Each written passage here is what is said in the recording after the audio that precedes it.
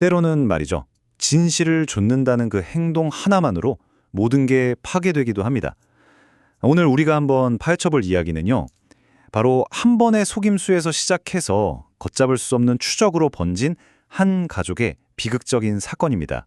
이 오래된 격언 있잖아요. 이게 바로 오늘 이야기 전체를 꿰뚫는 핵심 주제라고 할 수 있어요. 믿음과 배신, 그 아슬아슬한 경계선 위에서 한 사람이 과연 어디까지 흔들릴 수 있는지 이 이야기는 우리에게 계속해서 질문을 던집니다. 자, 그럼 바로 본론으로 들어가 보죠. 여러분께 이 오싹한 질문을 한번 던져보고 싶어요.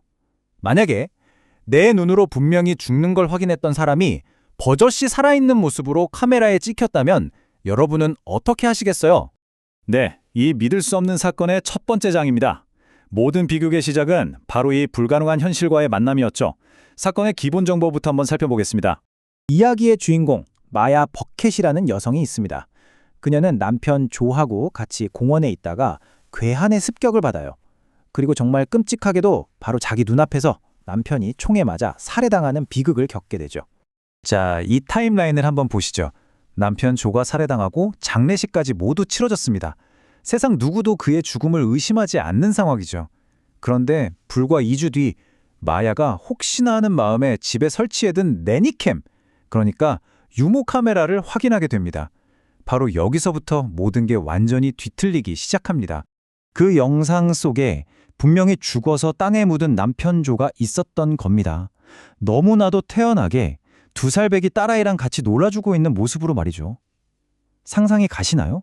슬픔이 채 가시기도 전에 마주한 이 영상은 그녀의 세상을 그야말로 뿌리채 뒤흔드는 시작이었습니다. 마야는 즉시 보모를 추궁하지만 보모는 영상에 아무도 안 보인다면서 오히려 마야를 환각 보는 이상한 사람으로 몰아붙여요. 심지어 증거가 담긴 SD카드까지 훔쳐서 달아나버리죠. 결국 마야는 자기 자신을 의심하기 시작합니다. 내가 끔찍한 사건을 겪은 후 생긴 외상후 스트레스 장애 때문에 헛것을 본 건가? 아니면 이게 다 누군가 꾸민 거대한 음모의 일부일까 하고요. 하지만 마야는요, 그렇게 무너져 내리는 대신에 직접 진실을 추적하기로 결심합니다. 왜냐하면 그녀는 연약한 피해자가 아니라 이 싸움에 누구보다 최적화된 사냥꾼이었기 때문이죠. 남편을 잃은 연약한 미망인. 아마 세상은 그녀를 이렇게 봤을 겁니다. 하지만 그녀의 진짜 정체는 완전히 달랐어요. 바로 전직 육군 전투기 조종사. 네, 그녀는 평범한 사람이 아니었던 겁니다. 물론 그녀 역시 상처 입은 전사였습니다. 과거 군 작전 중에 민간인 사상자를 낸 사건에 대한 죄책감을 안고 있었고 이 일 때문에 불명예 제대까지 했죠. 그로 인한 PTSD와 수면장애는 그녀를 끊임없이 괴롭힙니다. 바로 이 지점 때문에 그녀의 기억과 판단이 과연 온전한 것인지 우리마저도 의심의 끈을 놓을 수가 없게 되는 거죠. 자, 이제 마야의 개인적인 비극은 훨씬 더 큰 차원의 문제로 확장됩니다. 남편의 죽음 뒤에 도사리고 있던 한 가문을 지탱해온 거대하고 추악한 비밀의 세계로 말이죠. 이 이야기는 마치 양파 껍질을 벗겨내는 것 같아요. 세 겹으로 이루어진 비밀을 하나씩 드러내거든요. 처음에는 죽은 남편이 살아있나 하는 미스터리에서 시작해서 두 번째로는 그를 둘러싼 시댁 가문의 음모로, 그리고 마지막에는 마야 자신이 외면하고 싶었던 과거의 진실과 정면으로 마주하게 됩니다. 그녀의 시댁인 버켓 가문은요, 거대한 제약회사를 소유한 아주 막강한 재벌입니다. 그런데 이 사람들이 조의 죽음 이후에 마야의 모든 움직임을 감시하기 시작하죠.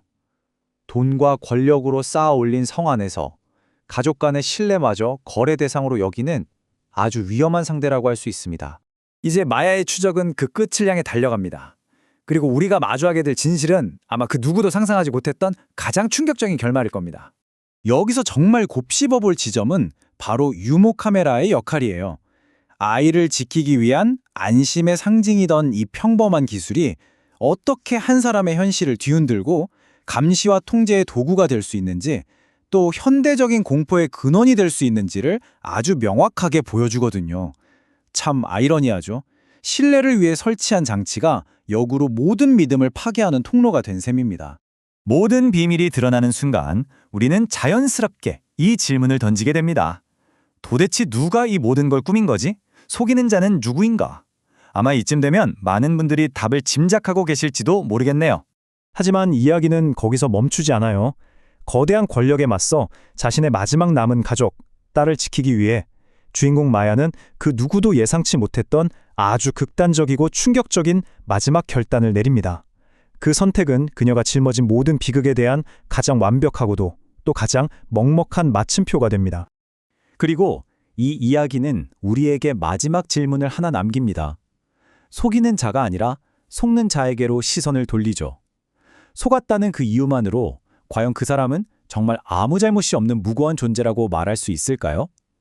이 날카로운 질문이 우리의 마음속에 아주 오랫동안 깊은 여운을 남길 겁니다.